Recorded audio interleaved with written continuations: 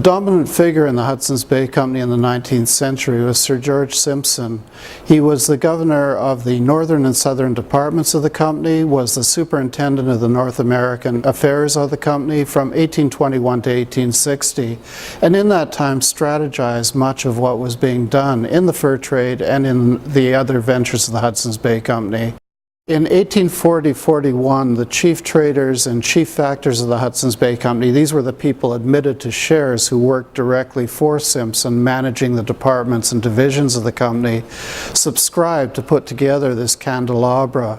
It was to commemorate his 20 years in charge of the Hudson's Bay Company operations in North America. It was incidentally the same year he was knighted by the Queen for his services to the British Crown through the offices of the Hudson's Bay Company. The three figures that support the top are Aboriginal figures. One of them is a chief, one of them represents a hunter, the other an Aboriginal woman with child. What's interesting about these is that they are basically classical figures made in silver in England, but are representing aspects that were seen to be associated with the fur trade. They're symbolic of what Simpson was operating.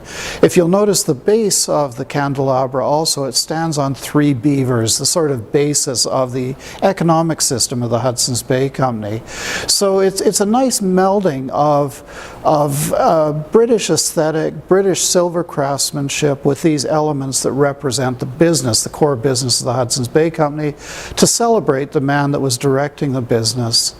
Also associated with Sir George Simpson is the Ram's Head snuff mull. Snuff mulls such as this one are often associated with a particular regiment. It would be passed down, it would be where the officers would gather recreationally, they would take their brandy or port, they would take a bit of snuff as part of this. What this again reflects is the hierarchy of the Hudson's Bay Company, this sort of British quasi-military structure, with Simpson very much at the top of this. This is made from an actual ram's head. It does have the snuff container inset in the crown of it.